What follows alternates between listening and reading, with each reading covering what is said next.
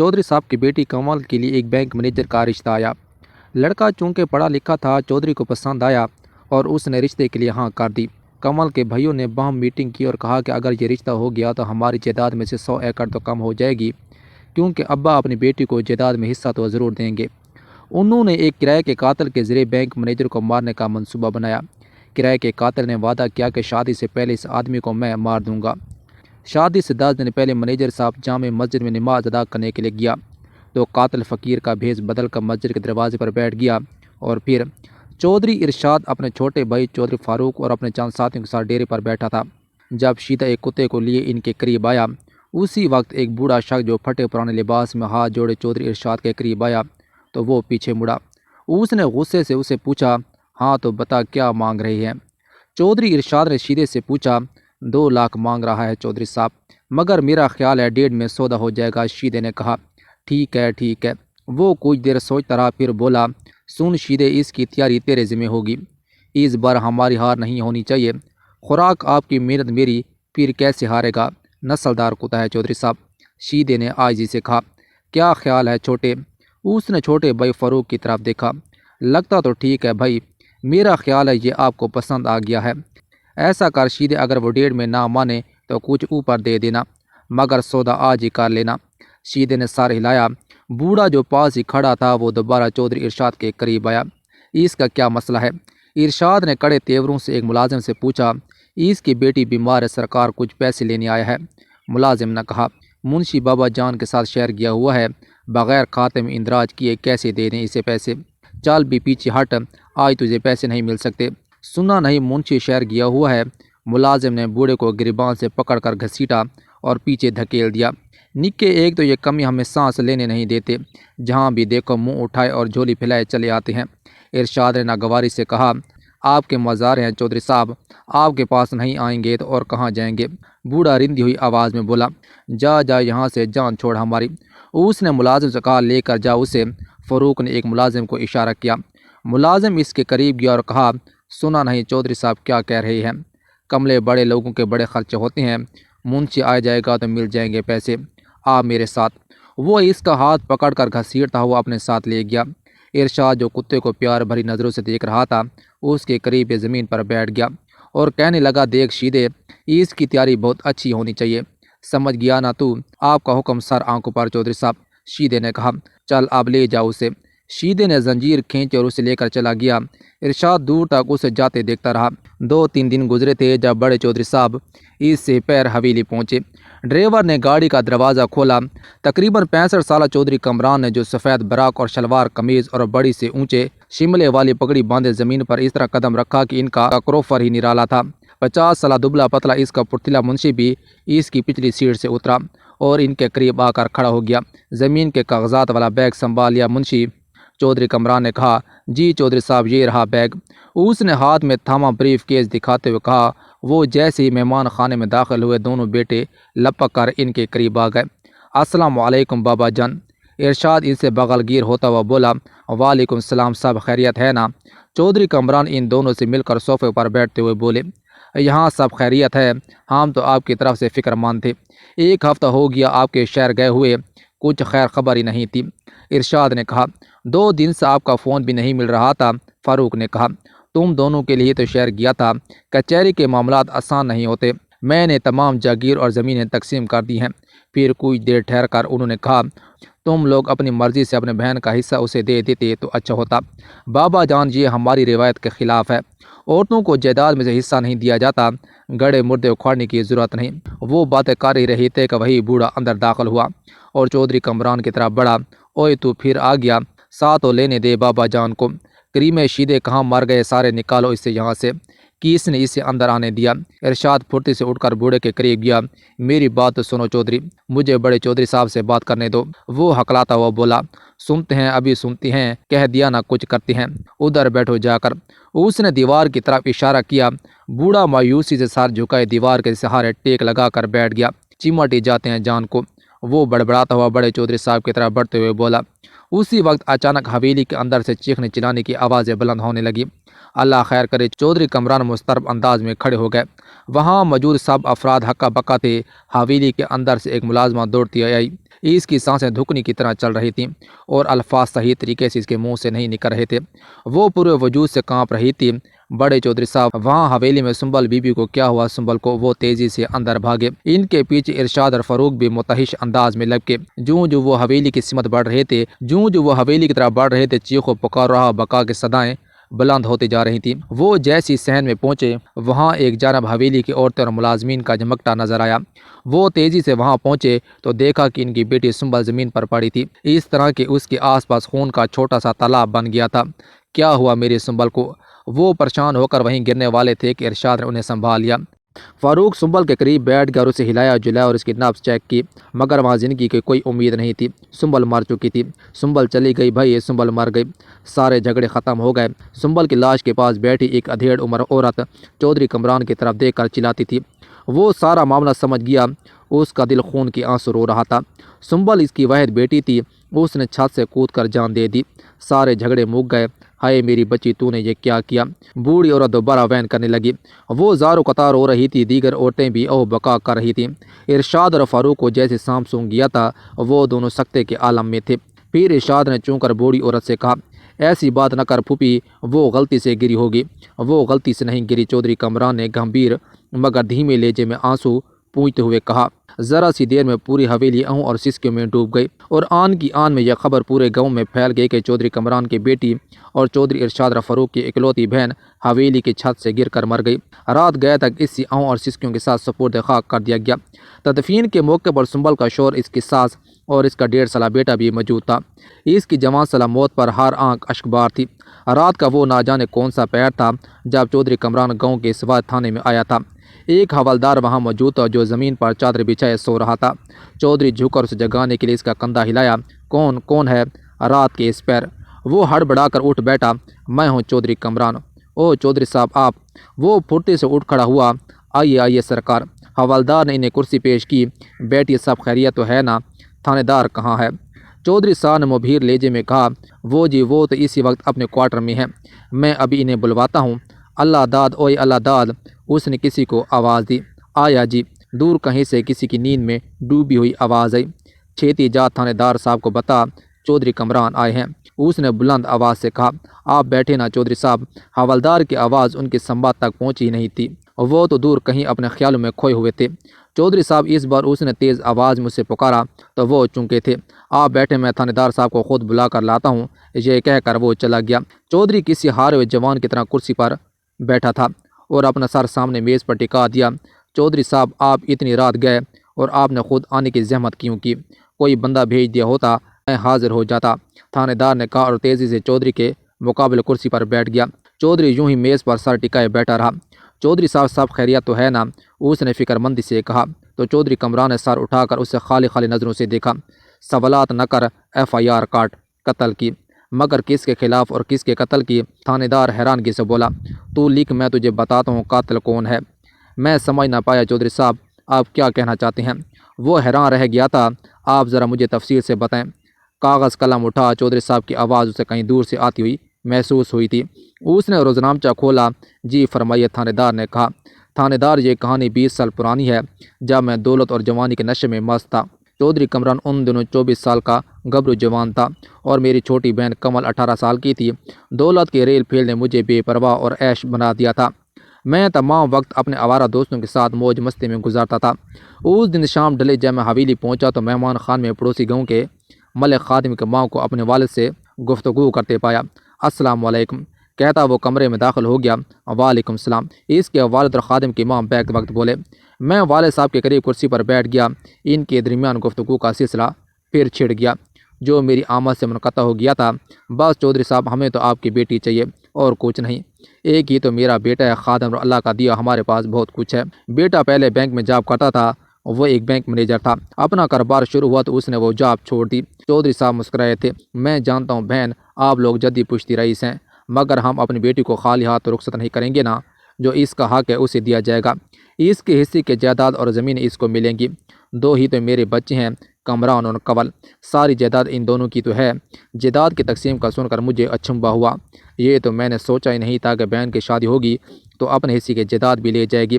یہ مجھے کسی طرح ناگوارا تھی۔ اچھا آپ یہ بتائیں، رشتہ تو پکا ہے نا؟ ہاں ہاں، کمران مٹھائی لے کر آ۔ چودھری صاحب نے میری طرف دیکھا۔ میں ناگواری کا احساس لے کر اٹھ گیا۔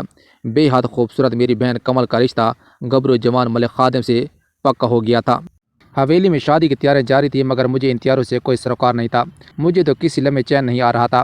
ہماری آبائی زمینیں کمل اپنے ساتھ غیر خاندان میں لے جا رہی تھی، لیکن میں سوائے ہاتھ ملنے کے کچھ نہیں کر سکتا تھا، کیونکہ جو ہونا تھا وہ ہو چکا تھا۔ چودھری صاحب زبان دے چکے تھے۔ شادی کے دن قریب تھے جب ملک خادم نے اپنے کزن کو کمل کے پاس بھیجا۔ خادم شادی کی شاپنگ کرنے کل شہر جا رہا تھا۔ اس نے پوچھا ہے کہ تمہاری کوئی خاص پسند ہے تو بتا دو۔ کزن نے اس سے کہا تھا۔ میں کیا بتاؤں، اس سے کہنا اپنی پسند سے لے آئیں۔ کمل نے شرماتے ہوئے کہا۔ میں کمرے کے قریب سے گزر رہا تھا جب انہیں یہ گفتگو کرتے سنا۔ تو پھر ٹھیک ہے، میں تمہاری طرف سے اسے بہت سی چیزوں کی فرمائش کر دوں گی۔ اس نے شرارت سے کمل کو کہا۔ ہائے اللہ، وہ کیا سوچیں گے؟ ایسا نہیں کرنا، اس نے جلدی سے کہا۔ وہ کچھ نہیں سوچے گا بلکہ خوش ہوگا۔ خادم کی کزن نے ہنستے ہوئے کہا۔ پھر کچھ دیر ادھر ادھر کی باتیں کر کے چلی گئی۔ ملک خادم کو آخری بار گاؤں کے اسٹیشن سے ٹرین میں سوار ہوتے ہوئے دیکھا گیا تھا۔ پھر اس کا کچھ پتہ نہیں چلا۔ اسے شہر میں اپنے جس دوست کے پاس ٹھہرنا تھا وہاں بھی نہیں پہنچا تھا۔ شادی کے دنوں گھر میں ماتم بن گیا تھا۔ کچھ لوگوں کا خیال تھا کہ کسی نے اسے پیسے کی خاطر مار ڈالا ہے، کیونکہ اس کے پاس اچھی خاصی رقم تھی۔ کچھ کا خیال تھا کہ اسے اغوا کیا گیا ہے اور جلد ہی تمام کا مطالبہ سامنے آئے گا۔ پولیس بھی حرکت میں آ گئی اور دونوں طرف کے افراد، ان کے دوست وغیرہ بھی اسے تلاش کر رہے تھے۔ ان میں اور میرے دوست بھی شامل تھے، مگر وہ تو ایسا غائب ہوا کہ کہیں سراغ نہ ملا۔ ملک خادم کی اور اس کے خاندان کی کسی سے کوئی دشمنی بھی نہیں تھی۔ پولیس نے نامعلوم افراد کے خلاف اغوا کا پرچہ درج کر لیا۔ اسی سلسلے میں تفتیش کا دائرہ وسیع کرتے ہوئے انہوں نے مجھ سے اور میرے دوستوں سے بھی پوچھ گچھ شروع کر دی، جس کا میں نے بہت برا منایا۔ بہرحال خادم کو کچھ پتہ نہ چلا کہ اسے آسمان کھا گیا یا زمین نگل گئی تھی۔ کمل کا زارو قطار رو رو کر برا حال ہو گیا تھا۔ اس کی تو دنیا ہی اجڑ گئی تھی۔ وقت کچھ آگے بڑھا اور کئی سال بیت گئے۔ کنول نے پھر کبھی شادی کے لیے حامی نہیں بھری۔ اس نے شادی نہ کرنے کا فیصلہ کر لیا تھا۔ کچھ عرصے بعد چودھری کمران یعنی میری بھی دھوم دھام سے شادی ہو گئی۔ اس کے چکے بعد دیگرے 2 بیٹے پیدا ہوئے۔ کنول نے اپنے بھائی کے بچوں پر اپنی محبتیں نچھاور کر دی تھیں۔ حویلی اور ڈیرے کے تمام انتظامات کنول کے ہاتھ میں تھے۔ اس کے حصے کی زمین بھی اس کے پاس تھی۔ میں پہلے سے بڑھ کر اس کا خیال رکھنے لگا تھا۔ ان دنوں میری بیوی نے ایک بچی کو جنم دیا اور اسی دوران کچھ ایسی پیچیدگیاں ہوئی تھی کہ وہ جان کی بازی ہار گئی۔ نومولود بچی کو پھوپھی کنول نے سینے سے لگا لیا، پھر اسے ماں بن کر بڑے ناز و نم سے پالا۔ وقت گزرتا رہا اور سنبل بڑی ہوتی گئی۔ وہ اپنی پھوپھی کو ہی اپنی ماں سمجھتی تھی۔ کنول اب بیمار رہنے لگی تھی۔ میں اس کی صحت کی طرف سے بہت پریشان رہتا تھا۔ اس کا بخار ٹوٹنے کا نام نہیں لے رہا تھا۔ ایک دن سنبل اس کے سرانے بیٹھی سر دبا رہی تھی۔ میں بھی قریب ہی بیٹھا تشویش سے اسے دیکھ رہا تھا۔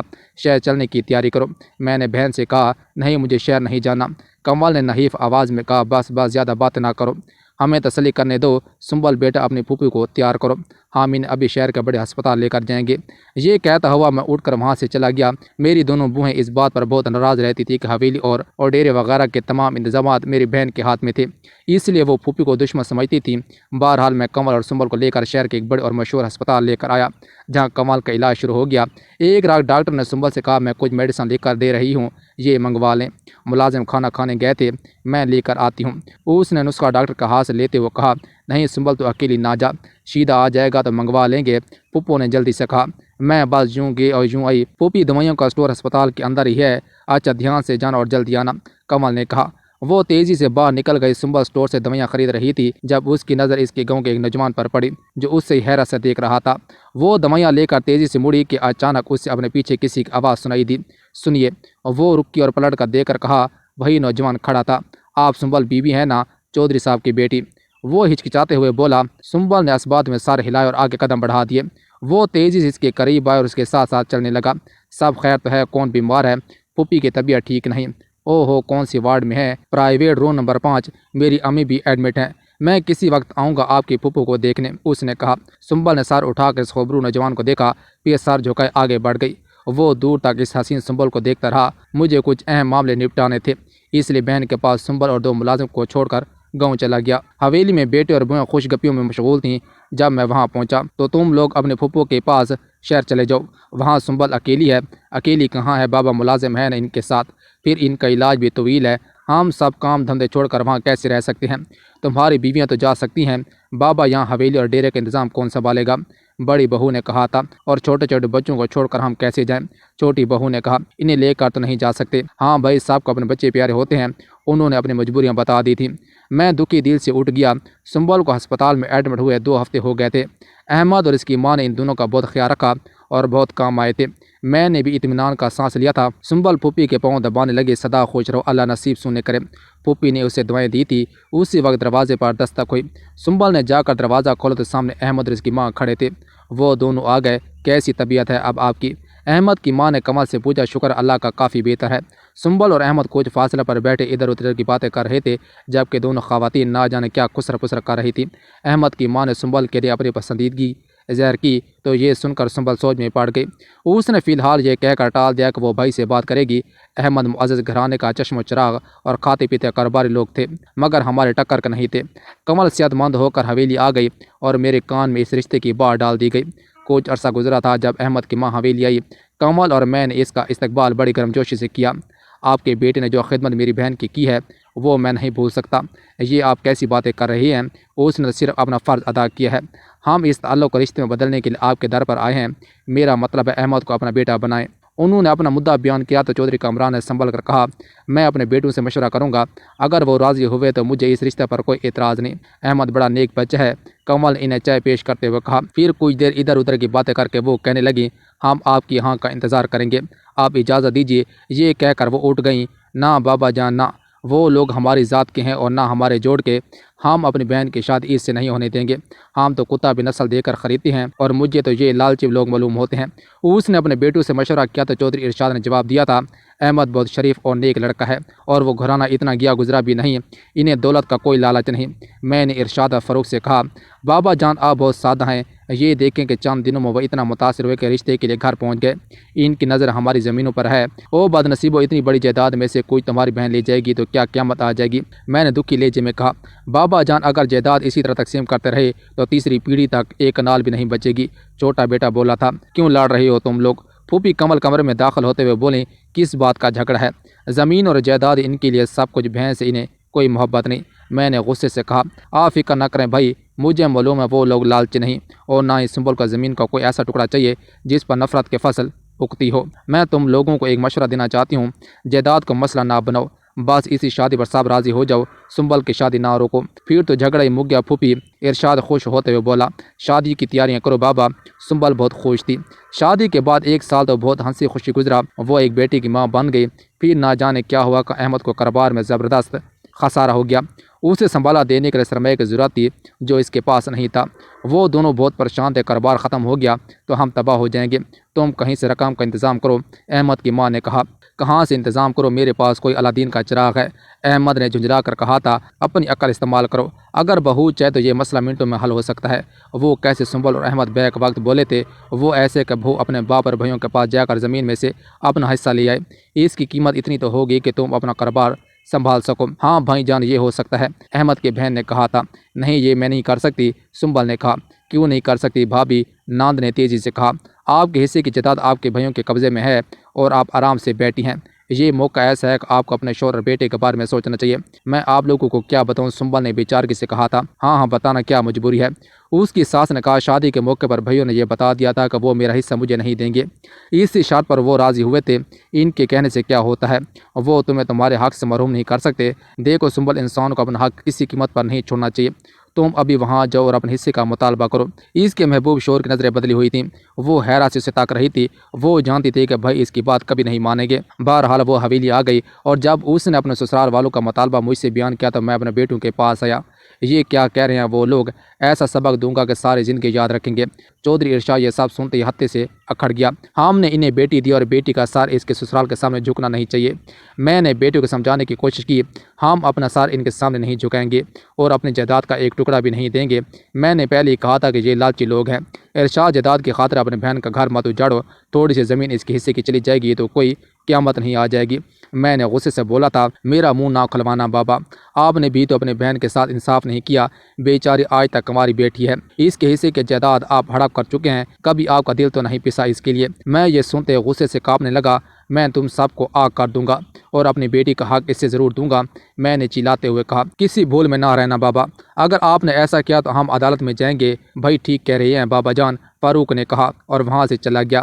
میں جہاں کا تہاں کھڑا ہو گیا۔ نہیں، میں اتنی آسانی سے ہار نہیں مانوں گا۔ وہ ہڑبڑایا تھا، بہار تو آ چکی تھی بھائی، کمل نہ جانے کب وہاں آئی تھی۔ آپ کے ماننے یا نہ ماننے سے کیا ہوگا؟ نہیں، ایسا نہیں ہو سکتا، وقت بڑا ظالم ہوتا ہے بھائی، سب کا سبق پڑھاتا ہے، کسی کا سر بلند نہیں رہنے دیتا۔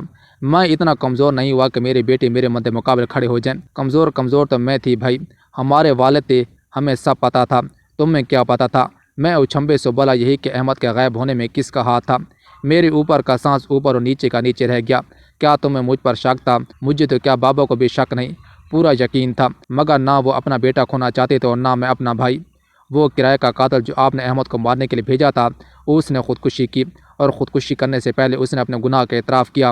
ہم تو خاموش رہے، مگر اللہ تو ظالم کو نہیں چھوڑتا، نہ اپنا انتقام لے کر رہتا ہے۔ اللہ نے انتقام لینا ہے تو مجھ سے کمل میری بیٹی تو معصوم ہے۔ نہیں، میں اس کے ساتھ ناانصافی نہیں ہونے دوں گی۔ یہ کہتا ہوا میں تیزی سے وہاں چلا گیا۔ سنبل کے سسرال والوں نے اس کا جینا مشکل کر دیا تھا اور اس کا بیٹا بھی چھین لیا تھا۔ وہ حویلی میں اپنے باپ بھائیوں کے در پر آ پڑی تھی۔ اس کے شوہر نے کہہ دیا تھا کہ جب تک وہ اپنی جائیداد لے کر نہیں آئے گی، اس کے دروازے اس پر بند رہیں گے۔ ادھر حویلی میں بھی اس کے لیے حالات سازگار نہیں تھے۔ دونوں بھابیاں اس سے خار کھاتی اور اسے باتیں سناتی تھی۔ اس پر بچے کی جدائی اس سے برداشت نہیں ہو رہی تھی۔ شوہر کی دھمکیاں الگ تھیں، ایک پھوپھو کا دم غنیمت تھا جو اسے دلاسے دے رہی تھی۔ ان دنوں میں شہر گیا ہوا تھا، بھائیوں اور بھابھیوں نے اس کا جینا حرام کیا ہوا تھا۔ وہ ساری رات روتی رہتی تھی، کب صبح ہوتی اور کب شام اسے پتہ نہیں چلتا۔ اور اس دن ارشاد نے اسے خوب بے نقد سنائی تھی۔ وہ اتنی دل برداشتہ ہو گئی کہ اسے صرف موت میں ہی پناہ نظر آئی، اور اس نے حویلی کے چھت سے کود کر جان گنوا دی تھی۔ جوان بیٹی کی موت نے مجھے توڑ کر رکھ دیا تھا۔ تجھے بہت جلدی تھی سنبل، میرا انتظار تو کیا ہوتا۔ یہ دیکھ میں تیری زمین لے کر آیا ہوں۔ میں نے کاغذات اس کی لاش کے پاس رکھے ہوئے تھے۔ اٹھ سنبل کمل، یہ اٹھتی کیوں نہیں؟ جرم میں نے کیا اور سزا میری بیٹی کو۔ یا اللہ، یہ کیسا انصاف ہے؟ میں پھوٹ کر رو دیا۔ احمد کا قتل میرے حکم پر ہوا تھا، میں قاتل ہوں۔ انسپکٹر، مجھے گرفتار کرو، میں پولیس اسٹیشن میں بیٹھ کر اقرار کر رہا ہوں۔ کیسا انصاف ہے؟ میں پھوٹ کر رو دیا۔ تھانے دار پوری روداد سن کر بولا، چودھری صاحب، آپ کی طبیعت تو ٹھیک ہے نا؟ آپ کی بیٹی کی چھت سے گرنے کی اطلاع ہمیں ملی تھی اور آپ برسوں پرانا قصہ سنا رہی ہیں۔ اسی وقت فاروق کے دونوں بیٹے اپنے چند ساتھیوں کے ساتھ تھانے پہنچے تھے۔ بابا جان یہاں بیٹھے ہوئے ہیں اور ہم آپ کو پورے گاؤں میں تلاش کرتے پھر رہے ہیں، چلیں گھر چلیں۔ چودھری کمران تیزی سے ان کے قریب آیا اور انہیں تھام کر اٹھانے کی کوشش کرنے لگا۔ چھوڑو مجھے، انہوں نے اس کے ہاتھ جھٹکے۔ انسپکٹر، تو FIR لکھ، پرچہ درج کر، میرا اقبالی بیان لکھ، میں قاتل ہوں۔ ارے تھانے دار صاحب، بیٹی کے اچانک موت کے صدمے سے بابا کا دماغی توازن۔ انور نے اپنی کن پٹی پر انگلی گھمائی۔ انسپکٹر اس کا اشارہ سمجھ گیا تھا۔ آپ لوگ انہیں ڈاکٹر کے پاس لے جائیں، ان کی طبیعت ٹھیک نہیں لگتی، تھانے دار نے کہا۔ دونوں بیٹوں نے چودھری کمران کو بازو سے پکڑ کر اٹھایا اور زبردستی کھینچتے ہوئے باہر لے کر آئے، اس طرح کہ وہ گھستا ہوا ان کے ساتھ چلا جا رہا تھا اور چیخ رہا تھا، میں قاتل ہوں، میں قاتل ہوں۔ اور تھانے دار بیٹھا سوچ رہا تھا کہ بیٹی کے صدمے سے بوڑھے باپ کا دماغ الٹ گیا ہے۔ اوکے دوستوں، امید آپ کو یہ ویڈیو اچھی لگی، اگر اچھی لگی تو چینل کو سبسکرائب کریں، بیل کے گلاس دبائیں تاکہ ہر آنے والی ویڈیو نوٹیفکیشن آتا ہے۔ خدا حافظ۔